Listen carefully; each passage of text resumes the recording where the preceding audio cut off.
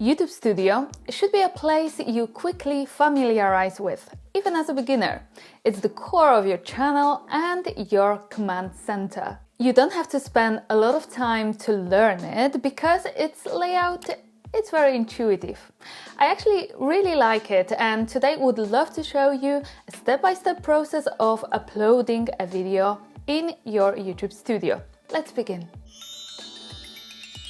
Hello, it's Marcelina. Welcome to Alter to Native, where we learn all about creating content, creativity, self-development, and running a YouTube channel. In this episode, we're gonna dive into every single detail of uploading a video process, starting from the exporting format to planning its publication. It's going to be very basic, but I'd like to cover everything a beginner YouTuber must know and understand to set up the videos properly. When this is done correctly, you just don't have to worry about your videos being banned, not visible, or paid inadequately in the future once your channel gets monetized. Before we dig into YouTube Studio, let's quickly take a look at how your video file should be exported. I'm gonna show you that in my example. I edit my videos in Final Cut Pro, therefore I'm gonna export the video from there. I was filming and editing in 4K, 25 frames per second, therefore this is exactly how I'm gonna export the video now. However, your parameters might be slightly different depending on what you've used to record your video.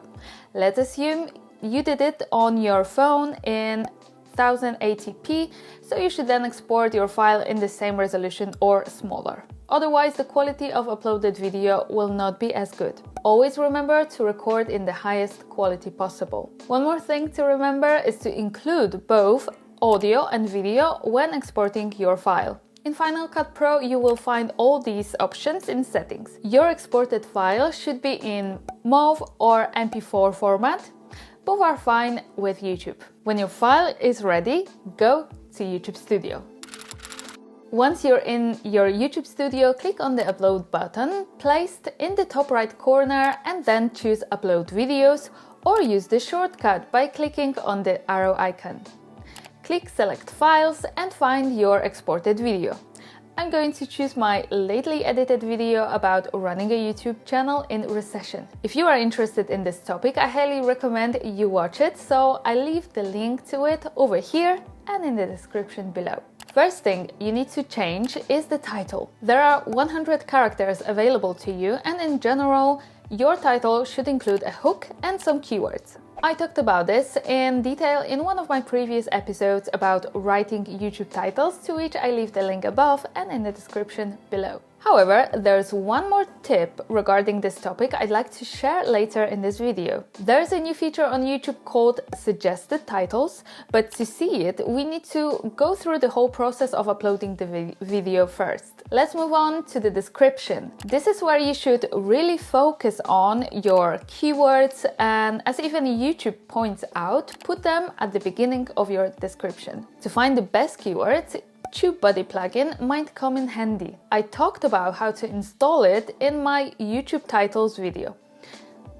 However, you can also simply go to your YouTube page and search for videos in similar topics to see which ones are ranking the highest and what keywords they include. You don't want to copy them because as a small creator, it would be hard to compete with some of those mostly viewed videos.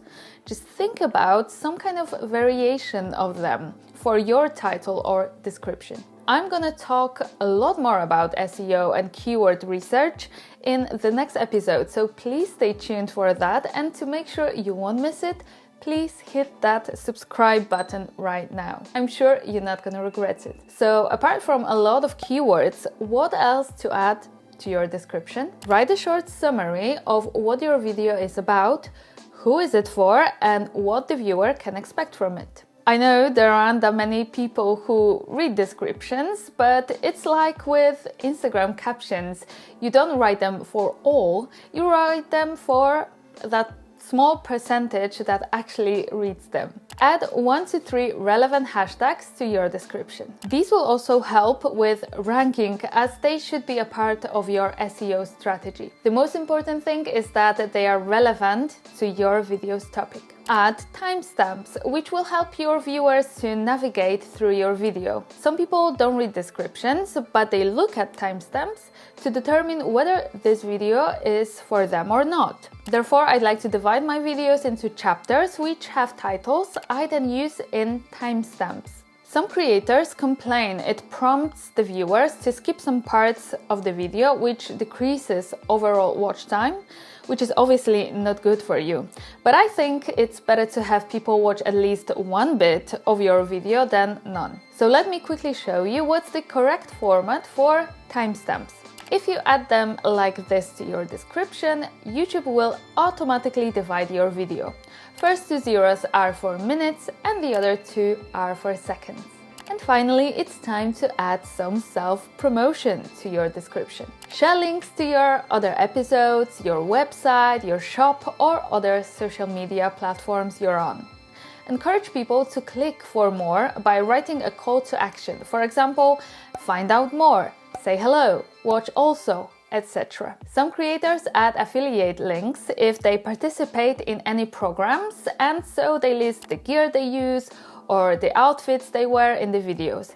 If you would like to add them too, make sure to also add a disclaimer, which means that people understand you are getting paid if they purchase something using your link. There are 5,000 characters you can use in your description, and I've never run out of space, so please don't worry and write as much as you need to. Okay, next, when we scroll down, we have add chapters, but we don't have to do that if we added them to the description.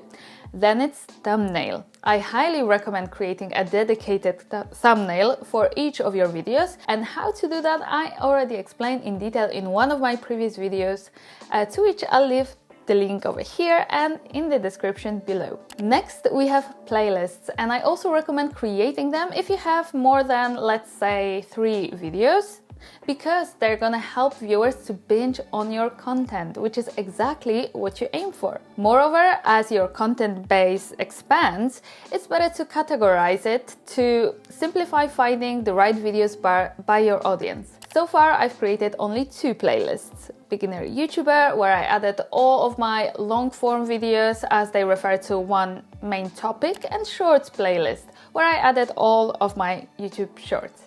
Scrolling down, I checked the "No, it's not made for kids" option, as it's only relevant if your video is dedicated to kids. However, I don't restrict the age, as my content is appropriate to viewers below 18. Next, paid promotion, which is rather self-explanatory. You check it when you collab with a brand that pays to showcase its product in your video. I allow automatic chapters and places. Let's move on to tags. If you use TubeBuddy, again, this section will be easy for you to use. Generally, tags don't have that much of a power as they used to help you with visibility of your content. Therefore, I usually add only a few that are very relevant. I use tags to help me with keyword search, but like I've already mentioned, I'll talk more about it next week. Next, you can choose your video and then title and description language, and caption certification if necessary. There is some more optional information such as recording date and video location, though I never really use them. I guess it might be useful when it's a recording of a live event, for example. Use a standard YouTube license if you are not using somebody else's work, meaning you created this entire video yourself. You can also allow short sampling. Next, choose the category of your video, which, as we read, helps the viewers find your content more easily. I was wondering whether I should choose education or how to and style, but I reckon my videos are based on sharing my knowledge and my experience, so I chose education in the end. And lastly, in this part, you can choose some comment options. This might be useful when you receive a lot of spam. I don't, so at the moment I allowed all comments and sort them by top. I also show how many people like my videos. I don't mind that at all. Let's take a closer look at the video elements section now. There are 3 important elements here: subtitles, end screen, and cards. To add subtitles, you have to choose the video language, which we already talked about. When you click on Add, three options will appear. You can add a file generated by an app, auto-sync the whole transcript, and if you write scripts for your videos, you should already have them. Or type manually, which I actually used to do in my Polish channel, but it just takes too much time, so I only have a couple of videos with English subtitles. By adding subtitles, you simply have a better chance to reach a broader audience.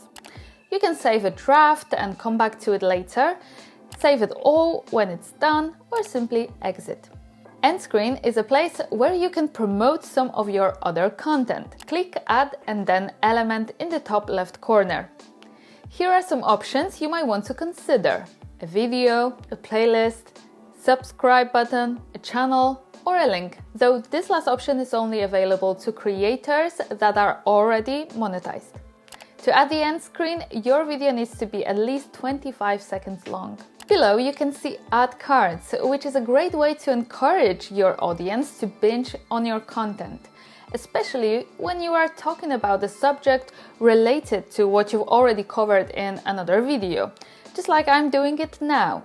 Because I've talked a lot more about the importance of linking to your other videos and how to make this easier for yourself in one of my previous episodes on script writing, to which I leave the link over here and in the description below. So in cards you can link your other videos, playlists, channels and links.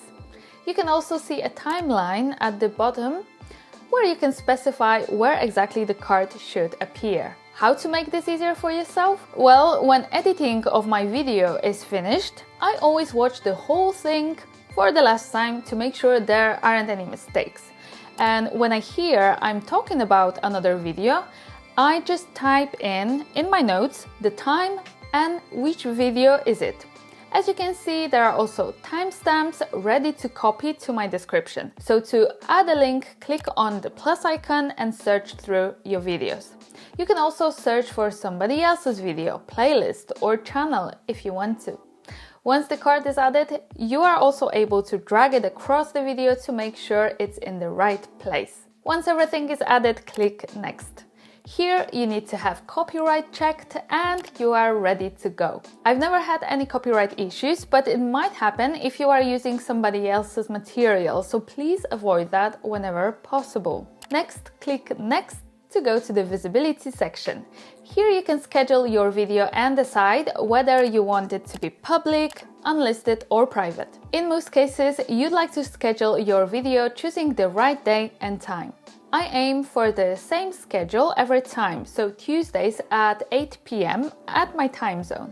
I click schedule and it's done. However, if you choose one of the first three options and then click publish, your video will go live straight away. I mean, once it is uploaded and processed, which happens in the background, and you can see its progress on the bar at the bottom. Okay, friends, that's the end of the uploading video process. I hope everything is clear for you now, but if you have any questions or thoughts, please let me know in the comment section below to this video. Thank you so much for watching. If you enjoy my content, please leave the thumbs up and subscribe to my channel for more. Have a great week and I'll see you in the next one. Bye!